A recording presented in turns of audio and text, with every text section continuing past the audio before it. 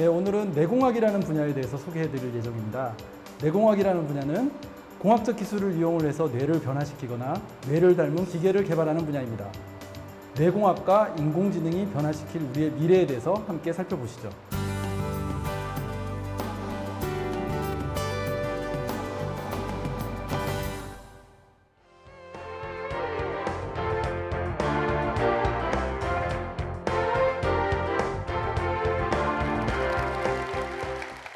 네, 여기 화면에 7장의 영화 포스터가 있습니다. 이 일곱 개의 영화의 공통점이 뭘까요? 사람의 뇌와 기계를 연결하는 내용이 등장하는 영화들입니다.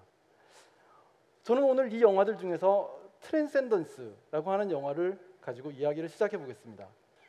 영화의 주인공인 윌 박사가 뇌파 전극을 머리에 더덕더덕 붙이고는 자신의 생각을 다운로드해서 컴퓨터에 업로드를 합니다. 자, 이런 기술이 현실에 가능하려면 어떤 기술들이 필요할까요? 우선 인공지능 기술이 필요합니다. 그리고 두 번째로는 인공지능을 구현할 수 있는 슈퍼컴퓨터 기술이 필요할 겁니다. 그리고 세 번째로는 사람의 뇌에서 생각을 읽어낼 수 있는 기술이 필요합니다. 자, 먼저 인공지능부터 살펴보도록 하죠. 이 영화에는 주인공이 뇌에 있는 생각을 업로드를 하는 과정이 상당히 현실적으로 묘사되고 있습니다. 주인공이 머리에 뇌파 전극을 더덕더덕 붙인 상태에서 옥스포드 영어 사전을 A부터 GG까지 모든 단어를 하나하나 읽어나갑니다. 예를 들면 나비, 고양이, 비행기처럼 말이죠. 주인공이 나비, 고양이, 비행기를 읽을 때 주인공의 음성 신호는 마이크를 통해서 컴퓨터에 저장됩니다. 또한 주인공의 뇌에서 측정이 되는 뇌파 신호도 컴퓨터에 같이 저장이 되죠. 자, 이제부터는 영화에는 직접적으로 등장하진 않지만 나비, 고양이, 비행기를 이야기할 때 음성 신호는 음성 스펙트로그램, 그리고 뇌파 신호는 뇌파 스펙트로그램이라고 하는 2차원 이미지 데이터로 변환이 됐을 겁니다. 자, 이렇게 변환이 된 데이터는 윌 박사의 뇌 구조를 그대로 모방한 심층신경 회로망의 입력과 출력 값으로 사용이 되고요. 마치 알파고가 기보를 이용해서 학습을 한 것처럼 데이터를 이용을 해서 시냅스의 연결 강도를 점점 업데이트를 해나갑니다. 윌 박사가 A부터 GG까지 전부 다 읽고 나면 윌의 뇌가 컴퓨터에 업로드가 되는 거죠. 자, 다음은 슈퍼컴퓨터에 대해서 알아보도록 하겠습니다. 근데 사실은 이 지구상에서 가장 효율적인 컴퓨터 하드웨어는 여러분들의 머릿속에 있습니다. 바로 인간의 뇌입니다. 사람의 뇌는 1000억 개의 뉴런으로 구성이 되어 있고요. 이 1000억 개의 뉴런을 구동하는 데 필요한 에너지는 약 20와트 정도입니다. 여러분들 가정에서 사용하시는 50cm짜리 형광등을 켜는 데 필요한 에너지죠. 자, 그런데 사람의 뉴런과 동일한 개수의 CPU를 가지고 있는 슈퍼컴퓨터를 구동하는 데는 얼마의 에너지가 필요할까요? 무려 200만 와트의 에너지가 필요합니다. 20와트짜리 형광등 무려 10만 개를 켜는 데 필요한 에너지죠. 자, 이런 차이가 어디서 오는 걸까요? 우리가 사용하는 컴퓨터는 폰 노이만이라는 사람이 제안한 컴퓨터 구조를 따르고 있습니다. 폰 노이만 구조의 컴퓨터는 CPU와 메모리가 별도의 공간에 위치하고 있습니다. 우리가 어떠한 정보를 처리하려고 할 때 메모리에서부터 그 정보를 가져와서 정보 처리를 한 다음에 그 정보 결과를 다시 메모리에다가 보내서 저장을 합니다. 이처럼 정보를 주고받는 과정에서 에너지도 손실이 일어나고 시간도 많이 느려지게 되죠. 사람 뇌는 조금 다릅니다. 사람의 뇌에서는 뉴런과 뉴런을 연결하는 시냅스에 정보가 저장이 됩니다.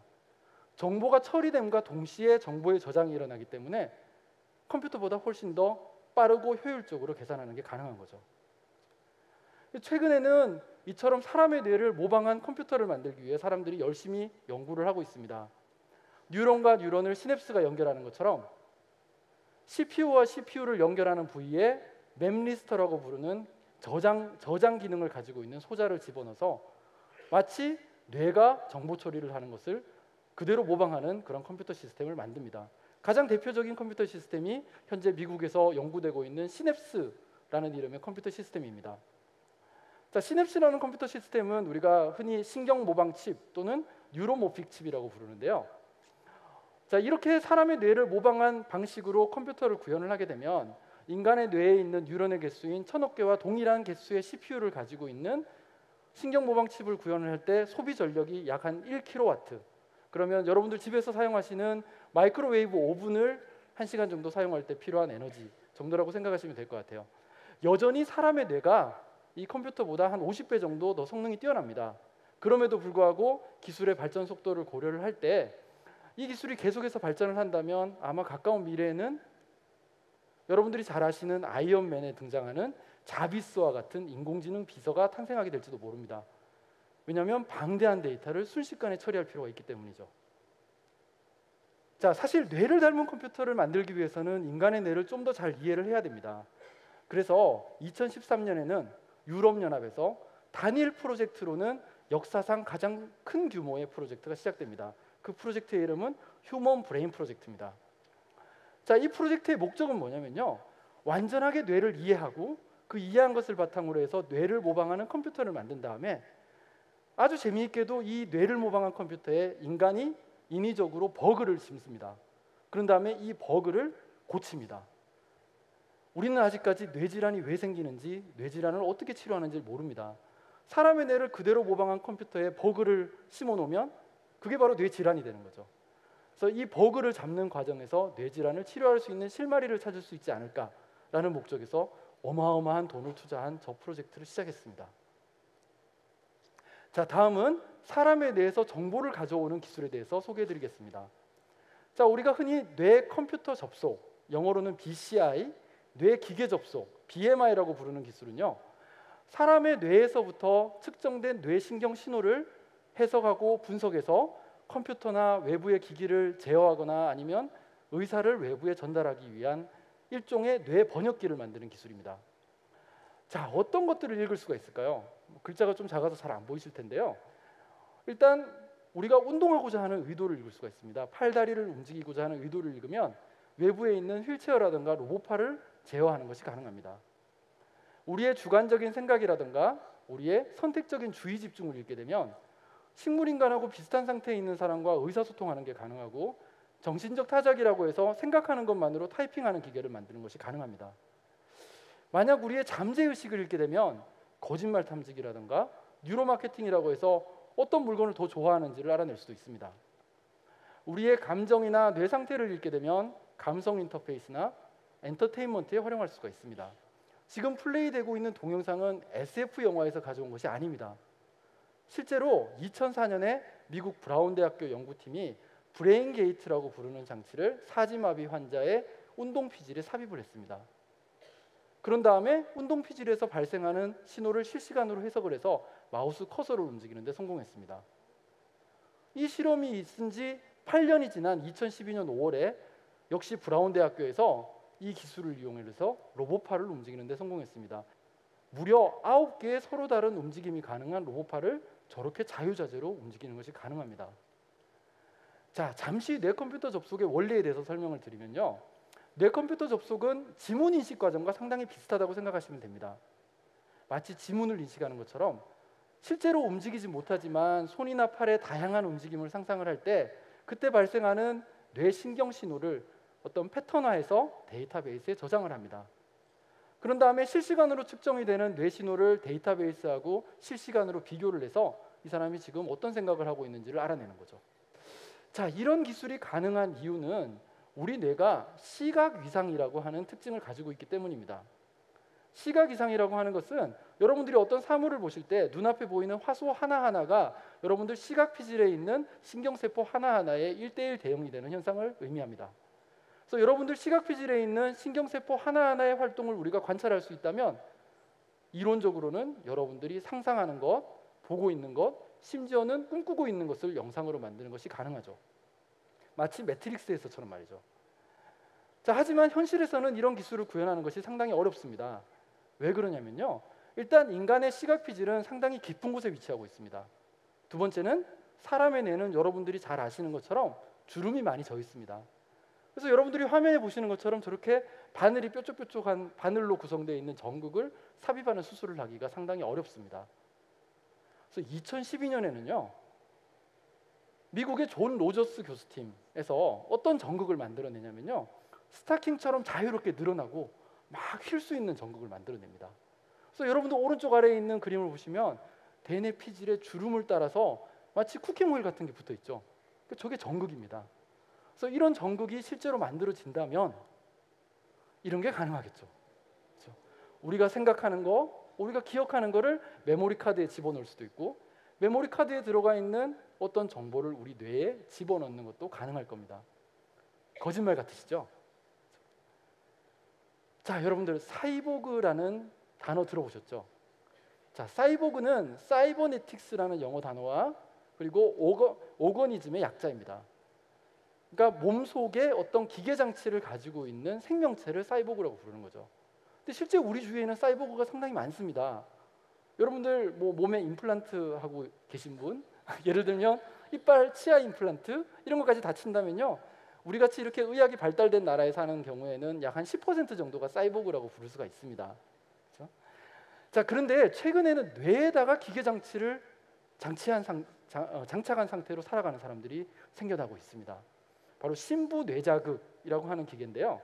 여러분들 그림에서 보시는 것처럼 긴 막대기처럼 생긴 전극을 머리 깊은 곳에다가 삽입을 한 다음에 전류를 흘려주면 파킨슨씨 병이라든가 아니면 만성 통증 환자들의 증상을 완화시키는 데 사용할 수가 있습니다. 얼마 전에 뉴스를 보니까 이 심부뇌자극 장치를 장착한 사람이 드디어 전 세계적으로 10,000명이 넘어섰다고 합니다. 자, 2013년에는 더 충격적인 연구 결과가 발표됐는데요. 해마칩이라는 게 개발됐습니다. 여러분들 사람의 뇌에서, 물론 사람뿐만이 아니라 포유류도 마찬가지고요, 해마라는 부위는 상당히 중요한 역할을 하는데요. 이 해마가 하는 가장 중요한 역할 중에 하나는 단기 기억을 장기 기억으로 변환시키는 역할입니다. 그래서 해마가 망가진 경우에는 여러분들 영화 메멘토 보셨죠? 그러니까 메멘토 영화에서처럼 그날 있었던 일을 다음날 아침에 일어나면 다 잊어버리게 됩니다. 단기 기억을 장기 기억으로 변환시킬 수 없기 때문이죠. 그래서 실제로 해마를 망가뜨린 쥐의 해마 부위에다가 해마칩을 대신 장착을 하고 경과를 지켜봤더니 장기 기억을 잃어버렸던 쥐가 장기 기억을 되찾았습니다. 그런데 1919년에 미국의 시라큐스라고 하는 소도시에서 이런 신문 기사가 났습니다. 이 기계는 당신의 모든 생각을 기록한다. 자, 여러분들 그림을 보시면 앉아있는 신사분이 헤드밴드를 착용을 하고 있죠. 헤드밴드를 이용을 해서 뇌파를 측정을 한 다음에 옆에 앉아있는 비서가, 그렇죠? 이 뇌파 신호를 실시간으로 해독을 해가지고 타이핑을 하고 있습니다. 그렇죠? 이 상상이 100년이 지나서 현실이 되고 있습니다. 전 세계 50여 개의 회사에서 100년 전의 상상과 같은 저런 헤드밴드 형태의 뇌파 측정 기기를 만들어서 판매하고 있습니다. 이 기계를 이용하면 뇌의 건강을 체크할 수도 있고요, 심지어는 수면 건강도 체크하는 것이 가능합니다. 자, 제가 미래의 교실을 한번 재미삼아 상상을 한번 해봤습니다. 자, 여러분들 보시면 학생 4명이 앉아 있고요, 모자를 착용을 하고 있는데 저 모자 안에는 뇌파를 측정할 수 있는 장치가 들어가 있습니다. 그렇죠? 여러분들 저 선생 김봉두, 그렇죠? 김봉두 선생님께서 두 번째 앉아 있는 학생을 쳐다보니까 김봉두 선생님의 안경에 저 학생의 개인 정보와 지난 학기 학점과 현재 이해도, 집중도, 지루함, 감정과 같은 정보들이 표시가 됩니다. 그렇죠? 그러니까 선생님이 이런 정보를 참고해서 좀 더 인터랙티브하게 교육을 하는 것이 가능한 거죠. 자, 지금까지는 제가 좀 뭐랄까 우스갯소리처럼 들리실지 모르겠습니다. 근데 만약에 이 김봉두 선생님이 사람이 아니라 기계라면 어떻게 될까요? 인공지능이라면요? 자, 지금까지 교육은 대부분 일방향적인 교육이었습니다. 그렇죠? 인터넷 강의를 생각해 보시면 쉽게 이해가 되시죠? 자, 그런데 만약에 우리의 감정과 이해도와 집중도 같은 것을 읽어서 인공지능이 파악할 수 있게 된다면, 그러면 인공지능 선생님이 우리에게 좀 더 인터랙티브한 교육을 하는 것이 가능해지겠죠. 인공지능과 내공학의 발전은 미래의 교실 모습을 바꾸게 될지도 모릅니다. 자, 이처럼 인간의 뇌를 모방한 인공지능 기술과 인간의 뇌를 모방한 컴퓨터와 인간의 뇌를 읽을 수 있는 새로운 기술들이 발전이 된다면 아마도 가까운 미래에는 마인드 업로딩, 기억 제거, 인지 증폭, 그리고 로봇과의 사랑 같은 것들이 새로운 산업이 될지도 모릅니다. 자, 물론 우리는 윤리적인 측면을 함께 고려해야 합니다. 마인드 업로딩을 하면 그것을 해킹하는 사람들도 생겨날 거예요. 그죠? 뉴로 해킹이 생겨날 거고요. 최근에 이탈리아 의사가 2년 내에 사람 머리를 이식하겠다고 나섰습니다. 저는 사실 개인적으로는 불가능하다고 생각을 하는데요. 근데 실제로 인터넷을 검색해 보시면 뇌를 이식한다는 의미인 홀바디 트랜스플랜트라는 단어가 심심찮게 등장합니다. 그리고 뿐만이 아닙니다. 마치 영화 트랜센던스에서처럼 자기의 생각을 다운로드해서 컴퓨터에 업로드해서 영생을 추구하는 사람들이 생겨나고 있습니다. 트랜스 휴머니즘이라고 하는 새로운 주의입니다. 최근에 미국의 석학 마이클 클로처 교수라는 분이 이런 말씀을 했습니다. 이런 뇌 컴퓨터 접속 기술이 일부 부유 계층만 사용할 수 있는 값비싼 기술이 되어서는 안 된다.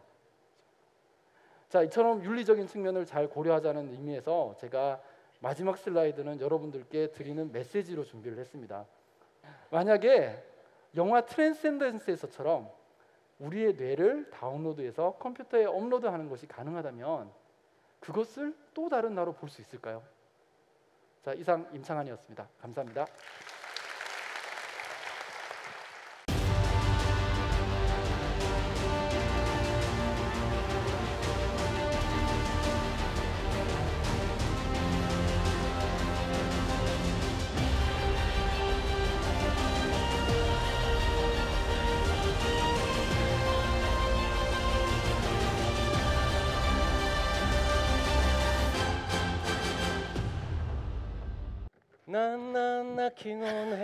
철수, 그러니까 넌 우리 사랑하는 감정이 다 이 뇌가 만들어내는 전기화학적 폭풍이란 말이야? 아, 그렇지.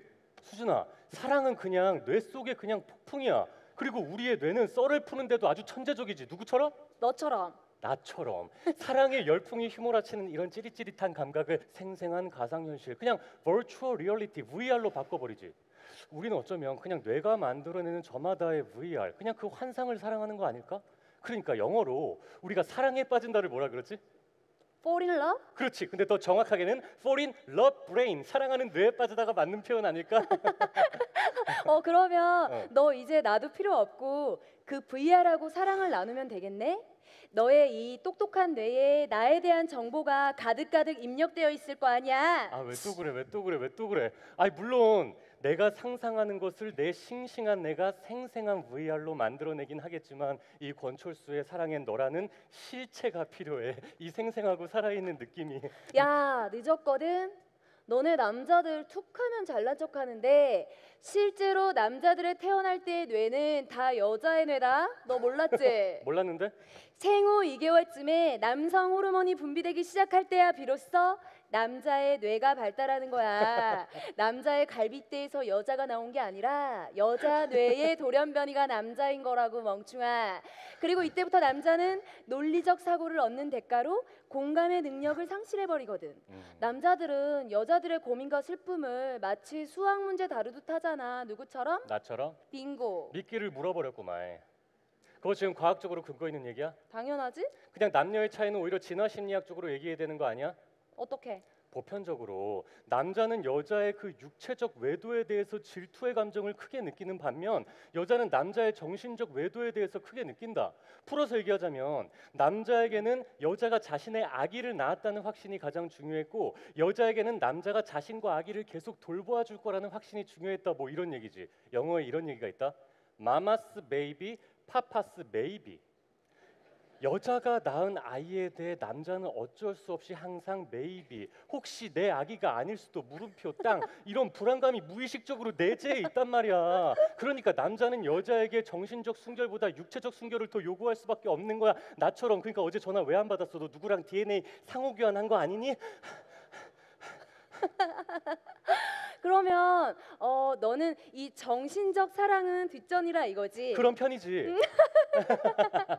너 그러면 여자들이 키스할 때 왜 이렇게 눈 감는지 알아? 아이, 기집애. 부끄러워서? 아닌데? 그럼? 딴 남자의 DNA를 생각하는 거야. 송중기의 DNA. 뭐? 정신적 사랑 같은 거 없어? 여자들한테도, 멍충아. 너 지금 말 다 했어? 다 했지? 내가 송중기보다 못한 게 뭐야? 머리, 어깨, 무릎, 발, 무릎, 발. 그렇게 말하지 말지 말입니다. 어이가 없네. 나 뒷목 잡고 쓰러질게. 쓰러져라! 야, 너 까불지 말라 그랬지? 야, 난 헛소리 하지 학생이고 말라 넌 그랬어, 학생이야. 내가. 난 야. 학생이고 넌 학생이야. 아, 야, 난 선생이고 니들은 학생인데? 선생님 안녕하세요. 우리 선생님 안녕하십니까? 수업 시간에 이렇게 달달한 사랑의 사고를 쳐도 되는 건가? 수업 전입니다. 죄송합니다. 왜 그래? 괜찮아? 얘가 자꾸 장난쳐서 두통 오는 것 같아요, 선생님. 아이고, 철수 장난 좀 그만 치시고 오늘 수업 시작해 볼까? 오늘은 뭘 하기로 했지? 네, 오늘의 주제는 사랑하는 뇌이고요. 프랜시스 베이컨의 동굴의 우상으로 설명해 주시겠다고 하셨습니다. 준비들 잘 해왔겠지? 그럼요. 네.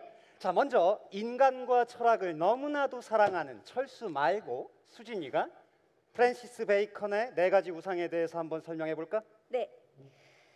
영국의 철학자 프랜시스 베이컨은 우리가 과학적으로 사고하기 위해서는 먼저 4가지 우상을 버려야 한다고 생각했습니다. 종족의 우상, 동굴의 우상, 시장의 우상, 극장의 우상입니다. 우리가 타파해야 할 4가지 우상. 종족의 우상, 동굴의 우상, 시장의 우상, 그리고 극장의 우상. 그런데 우리가 동굴의 우상에 대해서 알아보려면 그 전에 종족의 우상에 대해서 먼저 알아봐야겠네. 사랑이라는 뇌 속 폭풍에 완전히 휩싸여버린 우리 철수가 종족의 우상에 대해서 한번 설명해 볼까? 한남동 블루스퀘어 사랑꾼 권철수 발표하겠습니다. 종족의 우상이란 인간이 호모사피엔스라는 종으로서 갖게 되는 편견을 말합니다. 그러니까 의식과 영혼을 갖고 문화와 예술을 양산하며 뭔가 막 위대한 학문과 예술을 양산하는 존재다, 막 이런 시건방진 태도라는 거죠. 한남동 블루스퀘어 사랑꾼 잘난 척할 만한데 철수 말대로 종족의 우상이란 이 세상을 인간 중심적으로 바라보는 태도인 거다. 그러니까 인간이 자연보다는 저 신 쪽에 가까운 존재, 언제나 우리 인간이 이 세상의 주인공이고 우주와 자연은 우리 인간이 살아가는 그저 무대에 불과하다는 아주 시건방진 태도라고 할 수 있지. 그런데 과학에서는 이러한 인간의 시건방진 자존심을 완전히 뭉개버린 중요한 사건 3가지가 있었다. 첫째, 코페르니쿠스의 지동설. 둘째, 찰스 다윈의 진화론. 셋째는 뇌과학이요. 빙고. 선생님, 근데 원래 프로이트의 정신분석이었는데 이제 뇌과학의 자리를 넘겨준 걸로 봐야 되나요? 분하지만 철수도 빙고. 아직 진행형이지만 뇌과학은 다음과 같이 말하고 있는 것 같아. 인간의 전유물로만 생각했던 의식이나 자아가 실은 뇌가 만들어낸 착각일 수도 있다고. 우리가 동물이 아니라 저 신적 존재임을 암시하는 자유의지, 심지어는 영혼, 소울마저도 모두 다 허상일 수 있다고. 그리고 만약 영혼이 신에 의해 창조된 게 아니라 이 뇌의 발명품이라면 신이나 절대자도 결국은 뇌가 만들어낸 일종의 어플일 수 있다고. 등등등. 이 모든 것이 인류라는 종의 생존을 위한 이 뇌의 작품들이고, 뇌가 이러한 작품들을 제작하는 제1원칙이 모든 것이 진짜라고 믿도록 하라 였다면, 와, 모든 것이 진짜라고 믿도록 하라. 와, 전 여기에 100% 동의합니다. 이러한 암시야말로 뇌과학이 우리 인류에게 던져주는 중요한 화두라고 전 생각하는데요. 가장 인간적인 뇌라고 할 수 있는 이 대뇌 피질의 가장 주된 기능은 미래를 시뮬레이션하는 거라고 들었습니다. 그러니까 미래를 시뮬레이션한다. 포이르가 그 자기의 기본 정서인 애착이라는 기본 감정을 미래에 투영하는 거죠. 그러니까 내가 사랑하고 있다라는 현지형뿐만이 아니라 사랑하겠다. 수진 씨, 당신을 죽을 때까지 사랑하겠어요. 라는 미래형이기도 한 거죠. 죽을 때까지 사랑하겠어요? 저도요. 뭐 하시는 거예요? 나는 선생이고 니들은 학생이야. 자, 정신 차리자. 죽을 때까지 사랑하겠어요. 죽을 때까지. 그럼 죽음은 뭘까? 자, 모든 생명체는 죽는다는 사실을 공유하지. 하지만 미래의 죽음을 시뮬레이션할 수 있는 건 인간밖에 없지 않을까? 네, 전 완전 동의해요, 이거. 전 애착을 시뮬레이션한 게 바로 사랑이듯이 우리 현재의 삶을 시뮬레이션한 게 바로 죽음이라고 생각하거든요. 죽음에 대한 공포라는 것도 이러한 뇌 시뮬레이션의 부산물 아닐까? 일종의 비용이지. 그러니까 미래 전략 수립을 위해 어쩔 수 없이 지불해야 하는 코스트. 적절한 비유인지 모르겠는데, 자, 죽어야 할 세포가 있어. 그런데 죽음에 대한 공포 때문에 영생에 집착하는 순간 이 세포는 뭐가 되지? 캔서, 암. 그렇지, 이렇게 암이 되지. 암? 마치 뇌 속의 암세포처럼 죽음에 대한 공포는 인간으로 하여금 천국과 지옥이니 불사의 영혼이니 이런 허구적인 이야기로 치달리게 만들어. 그래서 침팬지에게 언어를 가르쳤던 한 학자도 유인원에게 죽음에 관한 인식을 나누어 줄 생각이 없다고 했어. 공포 없이 죽음을 가르칠 수 있을 때까지는. 와, 공포 없이 죽음을 가르칠 수 없다면 죽음조차 논하지 않겠다. 이거 너무 멋진데요? 그렇다면 이건 좀 제 개인적인 질문이긴 한데요. 이 죽음이라는 공포를 좀 극복하는 방법은 없을까요? 뇌과학적으로? 수진이는 유독 죽음에 대해서 관심이 많네. 요즘 왜 그래? 메멘토 모리. 네? 죽음을 기억하라. 로마인들은 전쟁에서 이기고 돌아온 개선 장군의 마차에 이 글귀를 새기고 외쳐댔다고 해. 메멘토 모리. 삶의 최고의 순간에도 죽음을 기억하라. 이렇게 삶의 경종을 울렸던 거지. 선생님 톨스토이도 같은 말을 했는데요. 자본니 스베르치 죽음을 기억하라. 자, 본니 스메르치. 죽음을 기억하라. 그렇지. 인간 내의 가장 기본적 기능은 과거의 정보로 미래를 시뮬레이션하는 거라고 했어. 그런데 죽음을 기억한다라는 전략은 죽음이라는 미래의 사건을 과거의 시간으로 되돌리는 거지. 그래서 죽음을 아예 능동적으로 지금 기억해 버리는 거야. 그 순간 저 불확실한 미래의 공포가 현재의 소중함, 현실의 집중력으로 바뀌는 거다. 까르페 디엠. 현실을 만끽하라. 예. 인류의 오래된 지혜가 스며 있는 전략인 거지. 나는 이 전략을 죽음의 역설계라 명명하고 싶다. 쌤 멋있는데요. 죽음의 역설계. 죽음의 역설계 멋있지? 자, 수진아, 아까 죽음의 공포를 극복하는 방법에 대해서 물어봤지. 어떻게 좀 대답이 됐나? 예, 멋지긴 한 것 같은데 전 좀 생각을 좀 해봐야 할 것 같은데요. 왜 그래? 수진아. 아, 왜 이렇게 머리가 아프지? 아이고, 내가 죽음의 역설계니 자살이니 너무 멀리까지 나아갔구나. 미안해. 자, 그럼 처음으로 다시 돌아가 보자. 두 사람의 말처럼 사랑과 죽음은 이 인간의 대뇌피질에 대응하는 가장 인간적인 개념이라고 할 수 있어. 그런데 우리는 과거의 생각과 달리 이 모든 것이 생리학적 현상, 다시 말해서 뇌의 착각일 수도 있다라는 걸 깨닫게 된 거야. 그럼 처음으로 돌아가서 의식과 영혼도, 사랑과 죽음도 모두 다 이 인간이라는 종이 자신들이 특별하다고 생각해서 가지게 된 편견, 즉 종족의 우상일까? 저는 그렇다고 생각해요. 그러니까 21세기 말까지 뇌과학은 이러한 우리의 모든 추측들이 사실임을 밝혀낼 겁니다. 저는 확신해요. 사실 전 생각의 포인트가 조금 다른데요. 우리가 생각하고 느끼는 이 모든 것이 우리 뇌의 착각일 수 있다라는 게 전 좀 허망하게 느껴지는데요. 물론 이건 종족의 우상적 발언이긴 하지만 그래도 우리 인간은 꽤 특별한 존재 아닐까요? 이기적 유전자를 쓴 리차드 도킨스는 DNA에 저항할 수 있는 유일한 존재는 인간이다라고 말했는데요. 이렇게 인간은 자연의 비밀을 풀고 또 그 자연에 맞서면서 스스로를 자각할 줄도 아는 그래도 꽤 특별한 존재 아닐까요, 선생님? 수진이 말에도 일리가 있어. 뇌 과학적으로 볼 때에도 인간의 뇌는 그야말로 동급 최강이거든. 자, 영상을 볼까?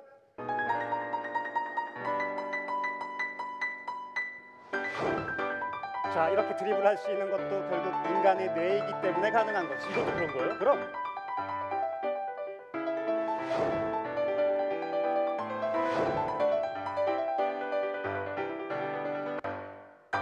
이걸 보면 와. 인간이 어째서 그렇게 잘난 척하는지 이해할 수 있다. 인간의 뇌는 이 어려운 걸 자꾸 해내지 말입니다. 송중기냐? 그리고 우리는 이러한 뇌의 업적에 열광하도록 진화했지 말입니다. 그만해. 아, 미안합니다. 그런데 인간이 정말 특별하다라는 건 아까 수진이의 마지막 말대로 스스로를 자각할 수 있는 존재여서 아닐까? 그러니까 스스로를 자각할 수 있다는 것, 스스로를 인식할 수 있다는 게 뇌과학적으로 어떠한 메커니즘으로 이루어지는지 알아내는 건 이 우주란 무엇인가를 온전히 이해하는 것만큼이나 아주 어려운 일이라고 한다. 우리는 아직 모르는 게 너무 많아. 인간은 특별하지 않을 수도 있어. 그래서 말장난 같지만 잠정적으로 이렇게 결론 짓고 싶지 말입니다. 창피해요, 선생님. 자, 인간은 그들이 특별한 존재가 아니라는 걸 인식할 수 있다라는 점에서 특별하다. 그들은 종족의 우상, 다시 말해 인간적 편견을 갖기 쉽다는 것을 자각할 수 있는 존재인 거다. 따라서 우리는 과학이 주는 겸손을 잊어서는 안 된다. 카이스트의 김대식 교수는 이렇게 말하지. 왜 사는지 모르는 걸 모르며 사는 그런 나무의 철학보다 더 뛰어난 철학이 있을까? 와, 나무의 철학 전 인간이 그래도 특별하다고 생각하지만 우리 인간들이 좀 더 겸손해져야 한다는 의미의 이 나무의 철학은 너무 멋진 것 같아요. 그래서 왠지 좀 숙연해지는데요. 그렇다면 오히려 우리 인간들이 너무 많은 걸 알고 있다고 착각하고 있는 이게 문제는 아닐까요? 따라서 과학이야말로 우리 호모 사피엔스들의 진정한 종족의 우상이 아닐까요? 이 과학도 미신이나 왜 그래? 수진아.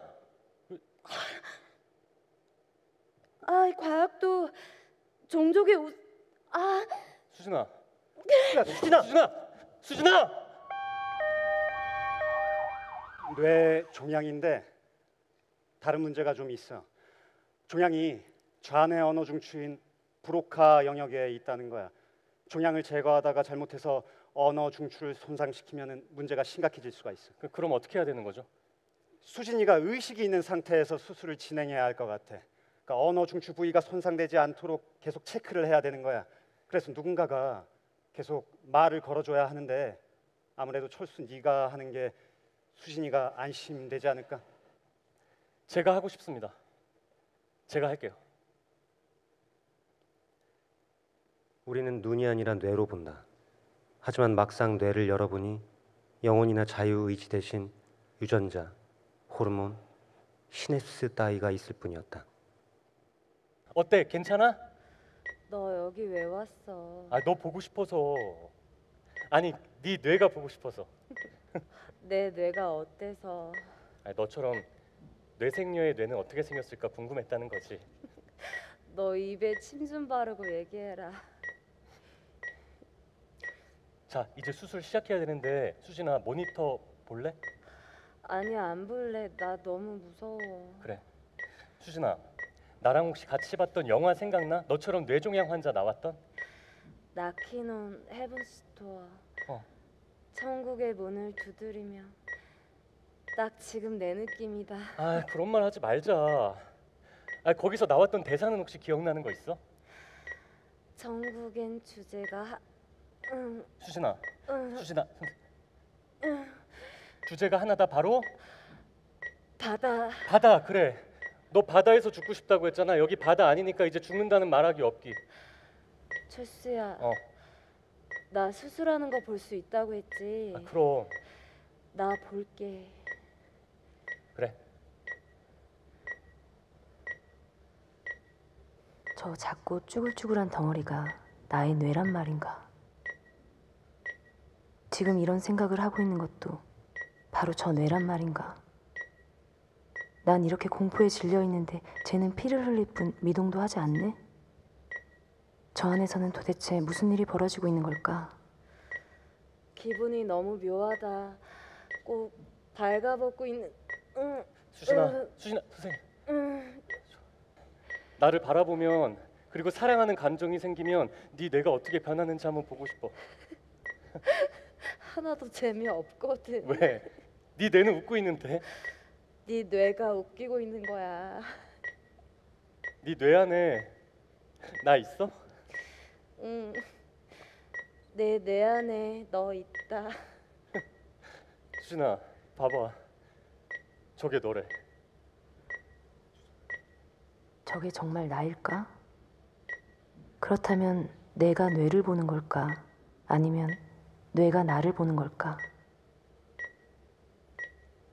수진아, 수면제야. 일단 푹 좀 자렴. 좋은 꿈 꾸고. 폴 매닝이라는 신경학자는 뇌의 삼위일체소를 주장했다.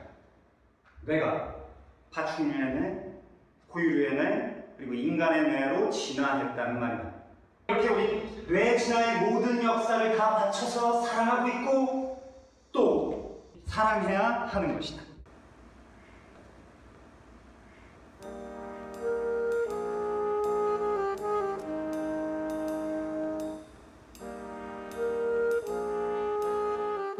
시지각의 정보 처리 방향을 거꾸로 뒤집으면 그게 바로 꿈이다. 평소에 우리는 보고 나서 생각하지만 꿈속에서 우리는 생각하기 때문에 보게 된다. 1.4kg의 이 머릿속 덩어리는 재빨리 마법의 배틀이 되고 번쩍이는 배틀 속을 오가는 수백만 개의 북들이 흩어져 사라져갈 패턴을 엮어낸다. 그 패턴이 기억이고 바로 우리의 마음이다. 철수야, 영화 마지막 장면쯤에 그 대사 기억나? 천국엔 주제가 하나야. 바로 바다지. 그 대사? 응. 마틴이 죽을 때 나 그 옆에 있는 것 같은 기분 들더라. 나도 바다 앞에서 그렇게 죽었으면 좋겠다. 앞에는 바다, 옆에는 내가 있어줄게. 마틴의 친구 루디처럼. 나보다 먼저 죽겠다는 소리는 절대 안 하네. 대신 딴소리 해줄게. 수진 씨, 사랑은 깊은 바다 같아요. 맞아. 사랑도 죽음도 깊은 바다 같아.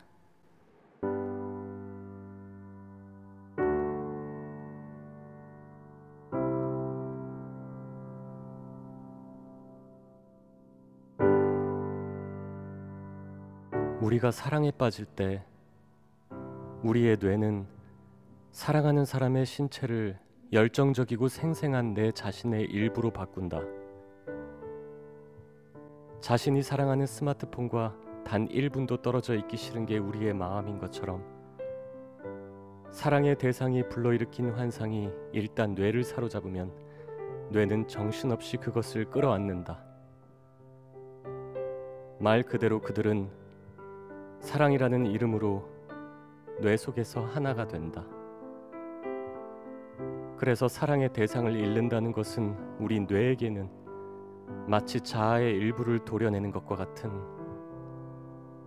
아픔이다. 수진아, 일어나봐. 수진아, 수진아, 수진아! 수진아. 뇌과학 시간에 이대학까지 나오니까 막 골치가 아프지. 조금만 더 나가볼까? 자, 이게 바로 플라톤의 동굴의 우화야. 그리고 프란시스 베이컨은 이 동굴의 우화를 바탕으로 동굴의 우상이라는 개념을 생각해냈지. 인간이 개인으로서 갖는 편견, 우리가 타파해야 할 우상. 근데 참 신기해. 플라톤은 2000년도 더 전에 거의 정확하게 알고 있었던 것 같거든. 인간의 뇌를 묘사했다는 말씀이시죠? 빙고, 어떻게 알았지? 아이 쌤도 참, 아이 동굴 자체도 해골처럼 그리시고 그 저 두 개의 구멍이 눈이 아니면 뭐겠어요. 그 플라톤의 모닥불 대신 두 개의 눈으로 들어오는 전자기파 빛이라. 역시 쌤다우신 각색. 아이고 들켰네. 내가 멍청한 건지 니들이 똑똑한 건지. 저희가요. 아이고. 이렇게 플라톤의 동굴처럼 우리의 뇌도 두개골이란 동굴 속에 갇힌 채로 짧고도 긴 감각 촉수들을 뻗쳐서 저 외계를 지각한다. 플라톤은 마치 이렇게 얘기하고 있는 것 같아. 눈으로 보이는 것은 실제가 아니고 뇌의 착각이다. 고지곧대로 절대로 믿지 마라. 그런데 우리가 이런 플라톤에게 절대로 동의할 수 없는 게 하나 있어. 그게 뭐지? 철수? 선생님이 연기하는 플라톤의 목소리요? 이런 젠장. 플라톤은 우리가 동굴 밖으로 나가서 밝은 태양빛 아래서 사물의 참모습을 볼 수 있다고 했지만 우린 절대 실제를 볼 수가 없습니다. 우리가 보고 듣고 하는 모든 것들은 뇌가 편집한 영상이고 우리는 한 걸음도 앞으로 나갈 수가 없는 거죠. 완전 뇌생남이야. 자, TV 앞에서 또는 영화관에서 울고 웃고 하는 우리 자신의 모습을 생각해보자. 우리의 뇌는 그 엉성한 허구에도 완전한 공감을 이끌어내지. 네, 맞아요. 공포 영화 볼 때 너무 무서워서 저건 가짜야라고 생각한 적 있지? 네. 공포 영화 링을 보는데 맨 마지막 장면에 귀신 사다코가 TV에서 기어 나오는데 너무 무서워서 저거 가짜야라고 아무리 생각해도 심장이 완전히 멎은 적 있지? 선생님, 코피 터졌어요. 이처럼 뇌는 코피가 나게 할 정도로 현실을 기만한다. 그것이 우리의 생존에는 유리했으니까. 그렇다면 플라톤의 동굴의 우화를 역으로 해석해 볼 수도 있지 않을까? 왜 우리의 뇌는 불완전한 감각 정보에도 불구하고 이 캄캄한 두개골 속에 스스로 갇혔을까? 왜 뇌는 캄캄한 동굴 속에 들어간 걸까? 그게 아까 말씀하신 뇌 활동의 제1원칙? 뇌가 스스로 모든 것을 믿도록 만드는 거 이거 아닌가요? 오, 엄지척! 역시 수진이. 그래서 수진아, 네. 뇌에는 감각신경이 존재하지 않아. 그래서 뇌를 수술할 때에는 뇌 자체를 마취할 필요가 없는 거야. 자기를 속이기 위해서는 자기부터 의식하면 안 되는 거지. 뇌는 자아라는 강력한 이미지를 만들어내기 위해서 뇌 자신의 자아를 휙 이렇게 버린 셈이야. 선생님, 그럼 인공지능은 어때요? 그러니까 플라톤의 동굴의 우화에 비추어 보면 인간도 이제 인공지능을 통해서 뇌를 탈출할 수도 있다는 얘기 같은데요. 그러니까 AI가 자아나 영혼을 가져야 된다는 얘기인데 이거 가능한 얘기인가요? 요는 이렇다. 강한 인공지능이 자아나 영혼에 관한 빅데이터를 학습을 한다라면 얼마든지 자아나 영혼이 있는 것처럼 행동할 수 있지 않을까? 실제 자아나 영혼이 있든 없든 인간이 만들어낸 자아나 영혼에 관한 튜링 테스트를 통과는 할 거란 얘기다. 사랑과 죽음에 대해서도 마찬가지 아닐까?